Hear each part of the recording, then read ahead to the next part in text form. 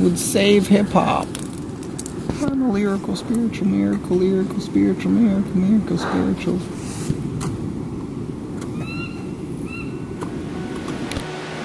It's like a weird feeling being in the Boundary Waters versus like being in the Quetico. You know what I'm saying? Like when we were in the Quetico, we could go out on an island like naked and yell and nobody would even like hear us, but I feel like sometimes at the campsites we're at, it's like, oh shit, we're talking too loud. We like the people around us on this lake can hear us. And I don't really like that as much as being in the places where like there aren't people for like 2 or 3 lakes over.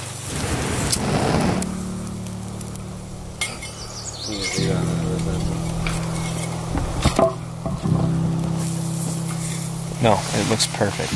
Just kind of look at me over here. Don't look at the camera? Don't look at the camera. What has been like the most surprising thing about coming into the Boundary Waters after you haven't been here in such a long time? How easy it is. Yeah. Yeah, it's a lot easier than anywhere else we've canoed. And the fishing's pretty good.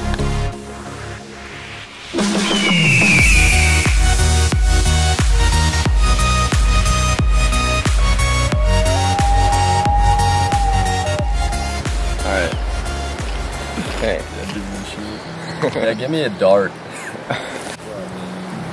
Is it visible? Yeah. Okay, so what has been like the part of the Boundary Waters that surprised you the most so far? Well, a small thing would be how many people are actually here. You think of it to be like out in the middle of nowhere, but there's just a bunch of random people, but they all have the same intentions to do the same thing. Highlight of my trip so far, just hanging out. A lot of good dudes here. There's a lot of people. There's a lot more people than I would like, but it's not terrible. Everyone we've talked to has been nice.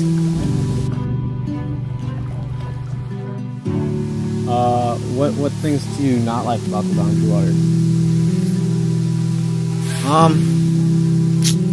There's not much.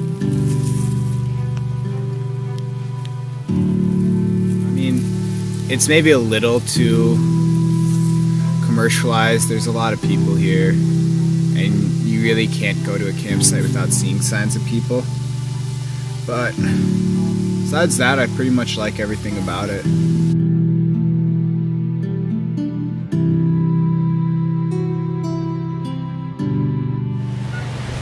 I think it's really cool that like we're on our own this time.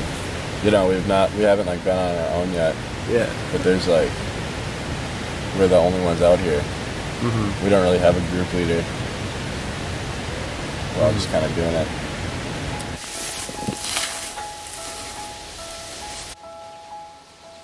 It's just like the Boundary Waters is a place where you don't need that much experience with being outside in the wilderness, and you can still have like a successful trip. You can be young, you can be old, you can be like a middle-aged person, people like my age, and you can have a great time out there because it's not that challenging, but it's enough challenging where it separates people who maybe just like to car camp or something.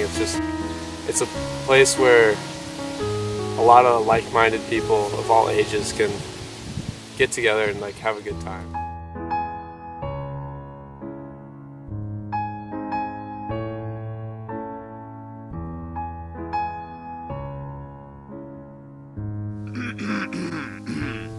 Alright, so we were like, we were casting into this eddy. I got this huge hit, thought it was a massive bass, so I was reeling it in, and then I saw this big pike come out of the depths, so I started just screaming. I was like, get the net! Get the net! And we got the net, and this big fatty pike. Caught that, and it was just a really fun fish to catch. Usually, you won't catch a ton of huge fish, but when you do get one, it's really fun. And I was casting a little sleigh spoon. Only lure you need. My favorite memory of the Boundary Waters?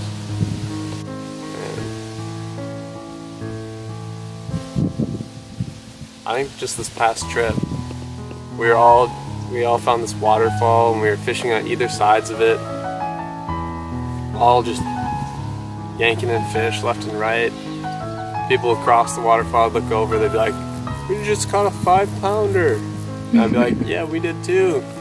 Everyone's just catching fish. People are losing fish, people catching fish. But everyone's just having a good time. It was awesome. Just don't stress about it.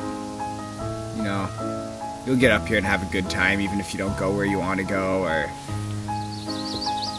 have a shitty rain day or something. Just don't stress, it'll pass. And there's always something to do.